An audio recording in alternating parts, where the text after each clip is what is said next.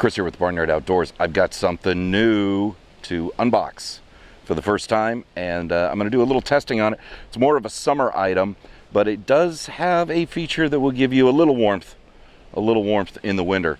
All right, I know these angles aren't going to be the best, and this is a big box, but I haven't even unboxed it yet.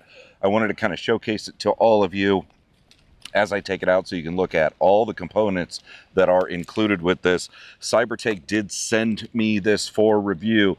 I told them I was pretty excited because this is one thing I've always wanted to try in the summer months, is having an air conditioner. So let's open this thing up, see what we've got. This thing on the top, this is going to be the carry case. Such a pain, it's such a big box.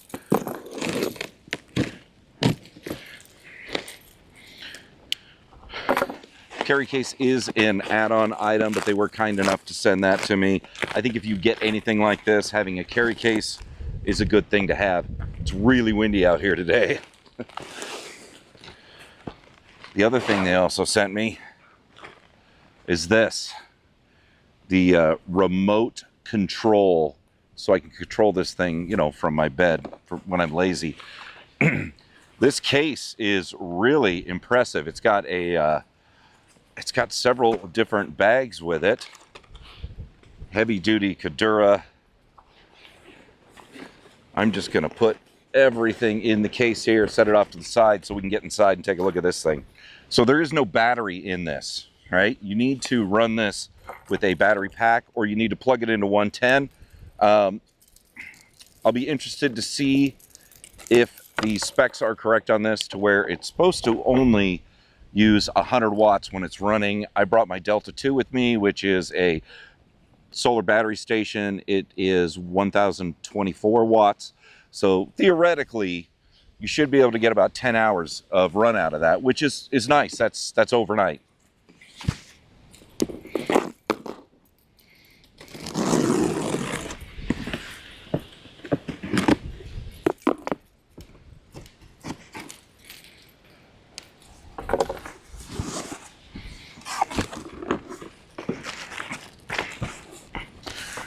Right on the top, you will find the manual. I'm just throwing everything in the bag here so it's safe and doesn't blow away. Large box on the side, which says accessories.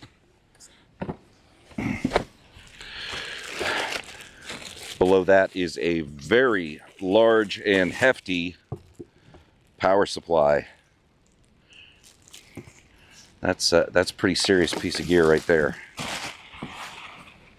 And then it's got some really nice foam padding in it. And let's pull the unit out. Ow. Look at that. It's got a nice handle on the top. The weight isn't that bad. I'll make sure I put the specs up on the screen. I do want to get this garbage put away before it blows away. All right, before I get the box and everything put away, let's open the accessory box. Let's see what we get in here. All right, this is going to have all of the air hoses, power, all the extra things you're going to need. We'll start with this. This is one of your duct hoses. Then you've also got your power cord, and you've got a drainage line, at least that's what I think it is, for the AC unit. Any type of condenser you have, you're going to need that. There's also a second piece of ducting in there.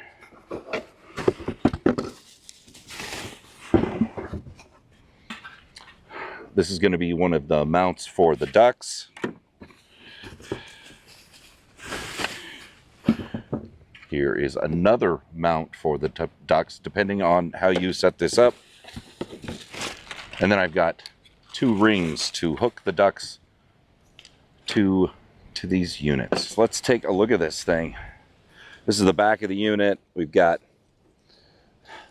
vents, and this is where the rear cover will go on. It's really nice packaging on this. Here's your power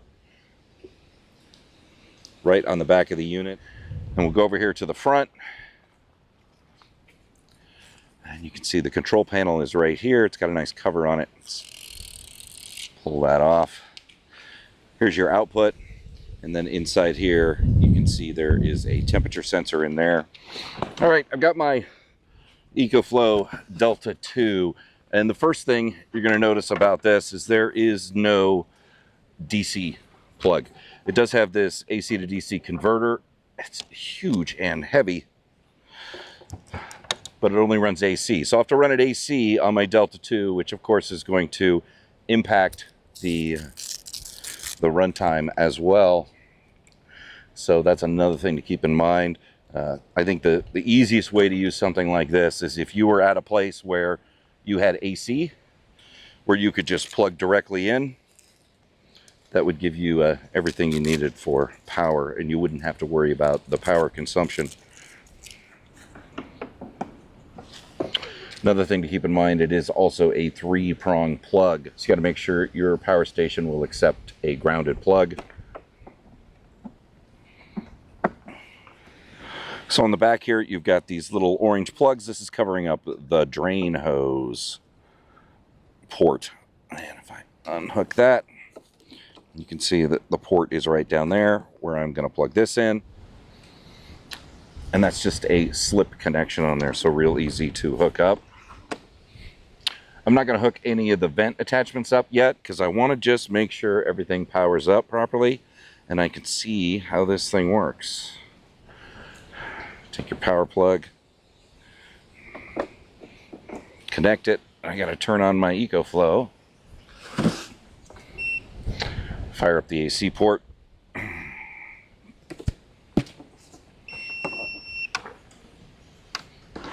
We got a beep. That's a good thing. I'm going to turn this thing around so I can see the display, which unfortunately you're not going to be able to see. It's way too sunny. So I've powered this on, and right now it shows the temperature, the fan speed. Right now it is set to AC, and I don't know if you can hear that. It is blowing out air. So as you cycle through the modes on this, you can see that it is blue for air conditioning, blue for the dehumidifying, blue for just the fan mode, and then when you switch it to the heating mode, we're going to use that term loosely, it turns orange. So one thing you need to remember with something like this, although it will do heat, this is not something that's going to replace something like a diesel heater or a propane heater or a wood stove. And they're very, very clear about that when they talk about this unit. It does do heat, but what they've told me is that if it's 55 degrees and up, it'll do pretty good at keeping things warm for you. But if it's cold out, I mean, if it's really, really cold, like sub 50 degrees, don't expect this to give you the kind of heat that a diesel heater would give you. All right, so I've got it all hooked up out here, and right now I'm just using the heat mode. I've got this thing cranked up to 90 degrees, and that is a really nice amount of heat. If I use my my temp gun in there, and look, it's 105. I mean, that's pretty impressive. So it does pump out a decent amount of heat, but like I said, this is not what it's intended for. They label these things as air conditioners, and what they really are is just a heat pump, right? I mean, it's what I'm getting right now is just the excess heat that would be coming off if I were running it as an air conditioner. If I go around to the back, it's dumping out at about 33 degrees out the back of the unit right now, with everything on high. The fan, the temperature set to 90 degrees. It's not in eco mode, and it's drawing 419 watts right now. That's a huge draw. Now, it's not including any power that the inverter is using as well. So something to keep in mind, if you're running this off a battery pack, you got to have a big station for it, or plug it into AC. I can see taking this out camping, especially in the summertime, with my wife and the dog, setting this in the tent in a place where I can plug into AC and running this all the time. And I'm going to do that this next summer. I'll be taking it out and I'll be using it. But so far I'm pretty impressed with the way it works. Super easy to set up. I mean, all I did was plug in the drain hose. I'm not even sure I need it. There's nothing coming out of it right now. and I don't have any of the vents on. What I would do in the summertime is I would go ahead and put on the rear duct cover, and I would run these two hoses outside of my tent. So I'm pulling in air from the outside, I'm exhausting the hot air and just getting the nice cool air that has been dehumidified as well, which is going to be great in these Nebraska summers because it gets hot here. We're talking 90 to 100 degrees and humidity that's, you know, 80-90%. So that is going to be a great test. Make sure you subscribe to my channel so you can see this in the summer, because I'm definitely going to be using it out there. So as I mentioned, they also sent me the remote, which is another add-on thing if you need something like this. The display on the top is very easy to read, and if you have this inside your tent, you're not going to have that problem, right? You just look at the display, it lights up really nice, and you can control all the settings from there. But look at this remote. Look at this. This is very impressive. If you were putting this into a van or a small travel trailer or something like that, this is the type of remote that you could just put up, mount somewhere on the wall, and have it ready to use. And it's got all the controls on it, every single one of the controls, and it has a magnetic back, so you can simply just stick it to something metal. The remote takes 2 AAA batteries, which I don't have with me, but I will definitely be firing that thing up and testing it out.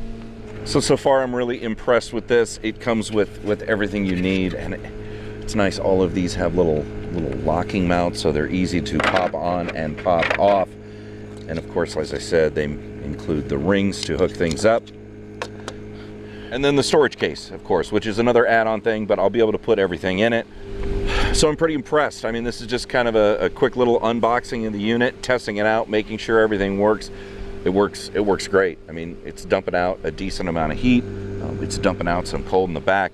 The true test, like I said, is going to be getting this set up in a tent this summer.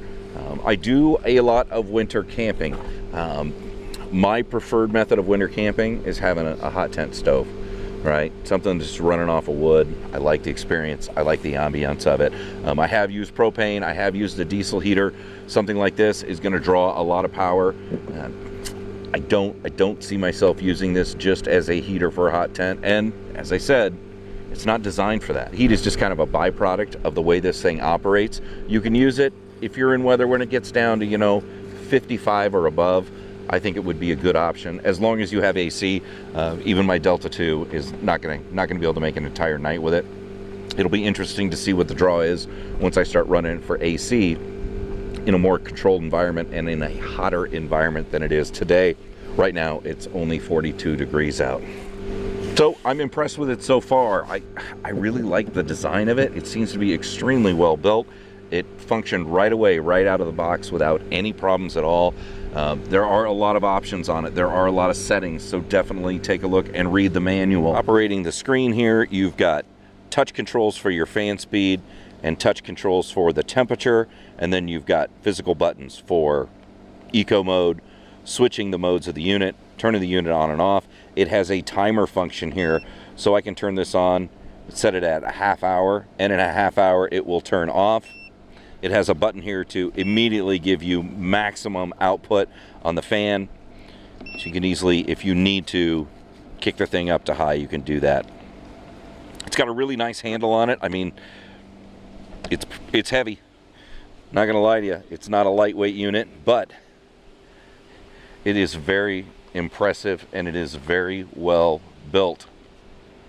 So looking at the specs here in the manual, the air conditioning unit is 5100 BTU, which is very comparable to the small single room air conditioners you can get at your local home store like Home Depot. Now for heating, they do rate it at 6100 BTU, and it has a temperature range of 16 degrees to 32 degrees Celsius. The high end we saw was 90 on this. And for the AC unit, it is 16 degrees Celsius to 28 degrees Celsius. When you look at the actual input power required for maximum cooling or for maximum heating, you're looking at 550 watts.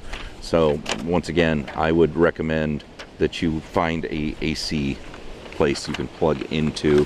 If you have a big power station or a big power pack inside your van or your RV, it would definitely be able to handle this better than something where you're just out camping like I've got my Delta 2 here. If it's pulling 550 watts, the Delta 2, I'm maybe going to get hour and 45 minutes is what I would guess. That doesn't include the overhead for the actual inverter that is running to power this thing. Keep in mind, a unit like this will cycle on and off based on the temperature. Once you have the temperature set and get to that temperature, the draw is going to reduce. Now, in a tent, I think it's not going to reduce as much as I'd like. It still will probably cycle, but if you're in something like an RV or a van, it's going to cycle more and use less energy over time. So I got it all packed up here. You can see I've connected these 2 pouches to the sides here. This has all of my duct covers in it, and this one has the power supply. On the top there are these straps, and these straps hold the ductwork perfectly. They are elastic on this side, so it gives you a little bit of a tension. I separated them out because you can put this one inside here, but it will it'll slide back and forth, and you don't want that. So this works great just for tightening these down. They're not going anywhere. But the carry case is a great option. I would definitely recommend, if this is something you're going to use portable when you are out camping, go ahead and get the carry bag. This is going to be a great way for me to keep everything buttoned up and put it away for the winter so it's ready for me next summer. So tell me what you think. Is having something like this, a portable air conditioner, heat pump, when you're out camping, something that you would take with you? Do you use something like this by another company? I'm interested in what people's experiences are with this. Remember to like this video, share it with your friends, and definitely subscribe, because I will be taking this thing out next summer and do several campouts using it as an air conditioner in the hot and humid summers we have here in the Midwest. Thanks everybody for watching.